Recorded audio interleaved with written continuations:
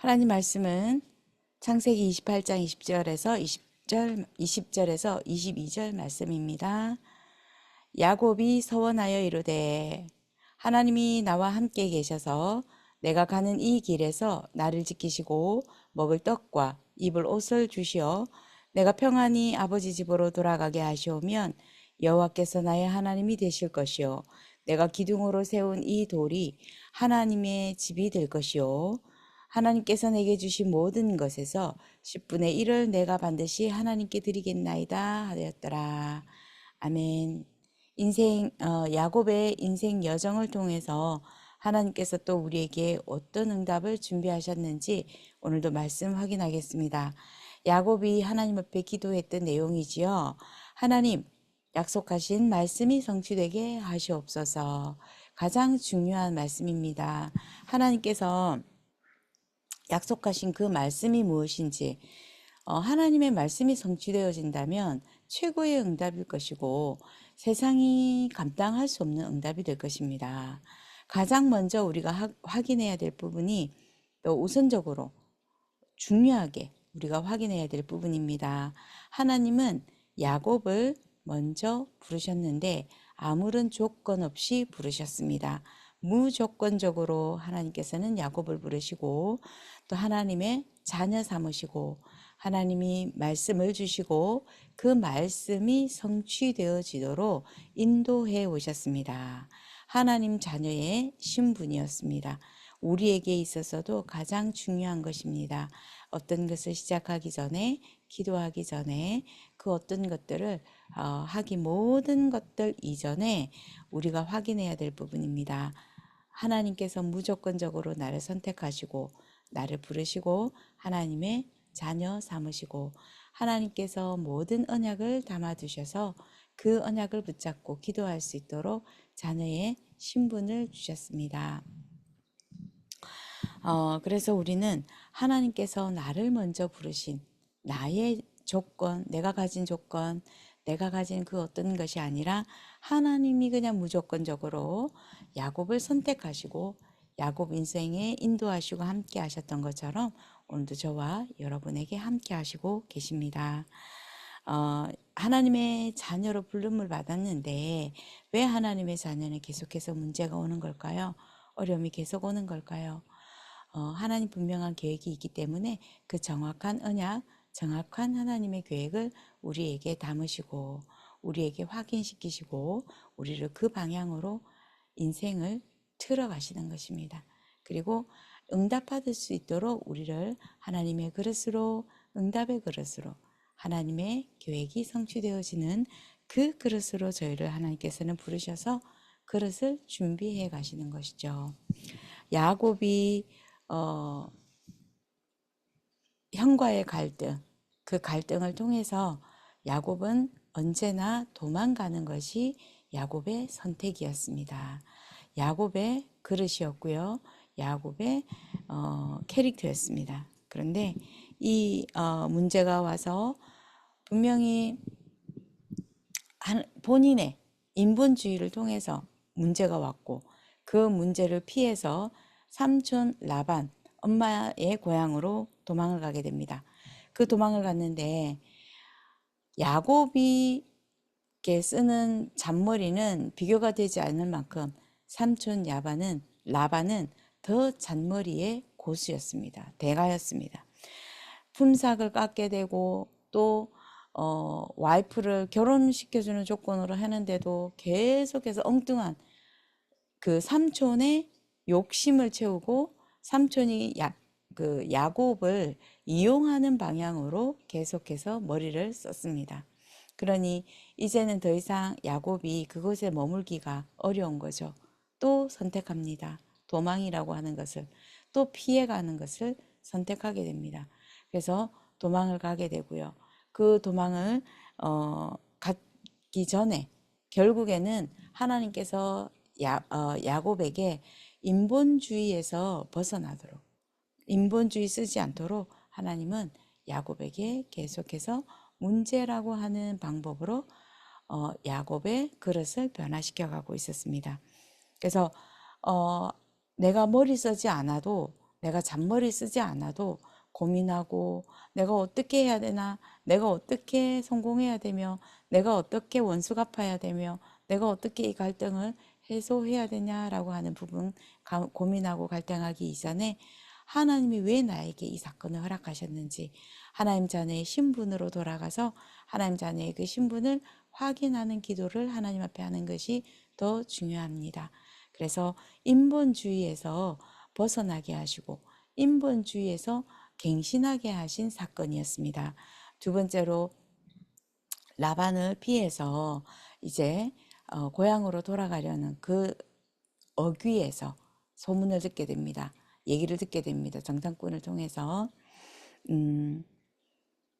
형 에서가 야곱을 반갑게 기다리고 맞이해 주는 것이 아니라 군사 400명을 데리고 야곱에게 달려오는 것이었습니다. 굉장히 놀랐겠죠. 놀랄 수밖에 없었겠죠. 왜냐하면 본인이 한 짓이 있기 때문에, 본인이 어떤 걸 했냐, 한 짓이 있기 때문에 두렵고 또 나를 죽이려고 하는 것이 아닌가. 그리고 형 에서의 파워는 아마 야곱은 이미 알고 있었을 겁니다. 그런 과정 속의 여정 속에서 야곱은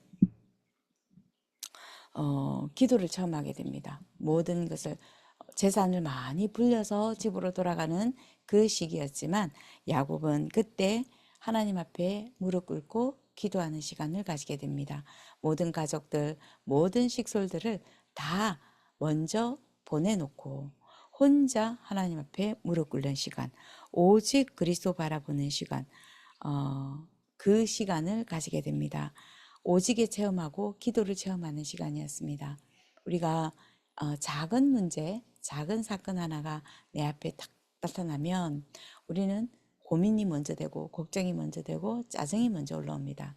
그런데 하나님은 하나님의 자녀에게 기도라고 하는 하나님의 방법, 하나님과 소통하는 가장 사랑의 방법을 우리에게 주셨거든요. 그래서 하나님 앞에 혼자 조용히 무릎 꿇고 나의 주인 되신 그리스도 바라보며 나를 창세전에 준비하시고 창세전에 예비하셨다가 우리 부모들을 통해서 태어나게 하시고 또 그 언약의 흐름 안에서 교회를 만나게 하시고 또 이 복음을 듣게 하셨습니다. 그래서 하나님 앞에 하나님 자녀의 신분을 회복하고 확인하는 기도하는 시간, 하나님과 가까워지는 시간, 하나님이 내 안에 그리스도께서 내 안에 함께 하시고 임마누엘 하시는 것을 확인하는 시간, 모든 것이 합력하여 선을 이루는 원네스를 확인하는 그 축복의 시간입니다. 오직을 체험하는 시간이었습니다. 그래서 돌아갈 자리를 마련하지 말고 하나님 앞에 무릎 꿇고 그 자리에서 나의 모든 삶과 나의 모든 영적 상태가 바꾸는 시간이 되어지고 또 내가 하나님의 자녀인 것, 하나님께서 하나님 자녀에게 준비된 것이 무엇인지 찾고 확인하는 그 시간으로 혼자 그리스도 바라보는 시간이었습니다.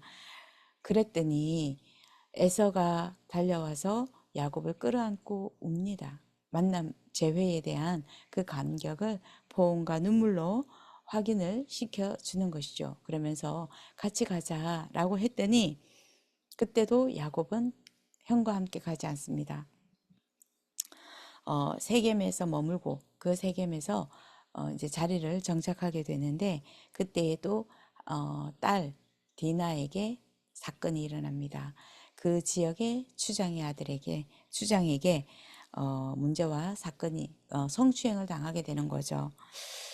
이 사건을 통해서 또 아들들이 거짓으로 동맹을 맺고 그들이 잠자는 사이에 가서 남자들을 다 해치게 됩니다.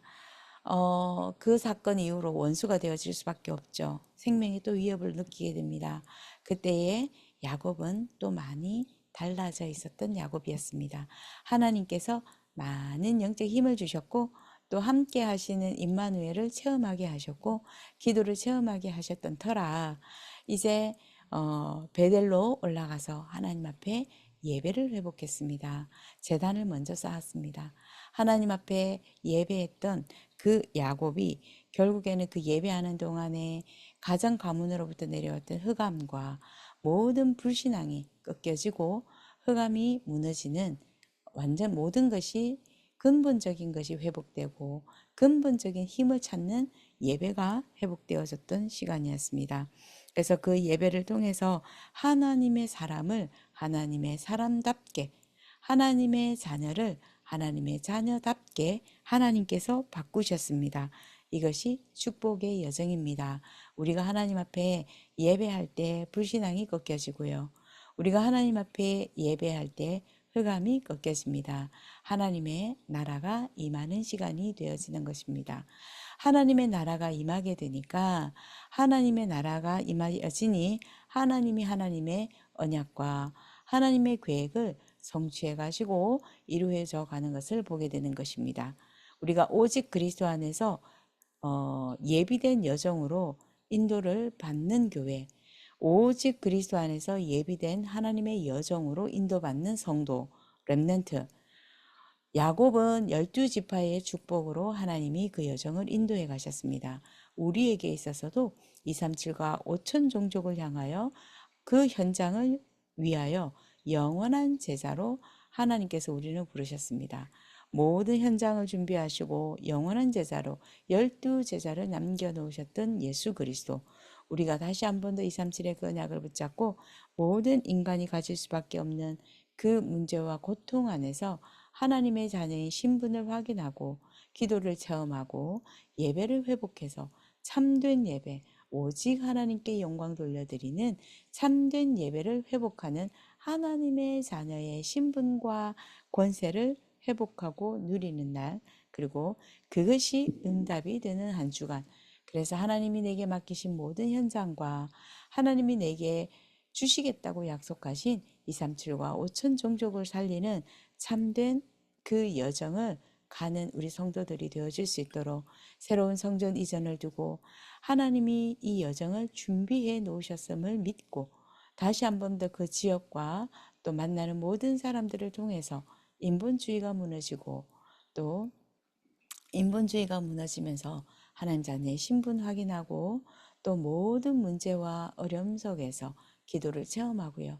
환경의 그 모든 어려움 가운데서 예배가 회복되고 우선이 되어지는 평생 응답, 평생 하나님이 주신 그 여정을 갈 수 있는 성도들이 되어질 수 있도록 오늘도 예수 그리스도 이름으로 축복합니다. 기도하겠습니다. 하나님 감사합니다. 오늘 하나님의 자녀인 것 확인시켜 주시고 하나님의 자녀의 그 신분과 권세 주셔서 하나님 앞에 기도할 수 있도록 기도 체험하게 하시고 또 하나님과 함께하는 임마누엘을 누리는 예배를 회복시키셔서 하나님의 모든 계획이 이루어지는 흑암이 무너지고 재앙이 무너지는 모든 체험할 수 있도록 우리에게 은혜 주심을 감사합니다. 그래서 모든 문제가 하나님께서 주시는 기회이며 답이 되고 응답이 되는 시간임을 체험하는 한 주간이 되게 하여 주시옵소서. 여러 가지 산재해 있는 문제와 갈등 속에 하나님 기도를 체험하고 또 하나님의 자녀의 신분을 확인하고 또 다시 한 번 더 예배를 회복하는 우리 모든 성도들이 되게 하옵소서. 237과 5천 종족을 살리는 주역으로 교회로 하나님께서 세우심을 믿습니다. 오늘도 영적 힘 주시고 한 동행하는 그리스도의 모든 언약이 성취되는 시간 되게 하옵시고 말씀이 확인되고 성취되는 시간 되게 하옵소서. 예수 그리스도 이름으로 기도드립니다. 아멘.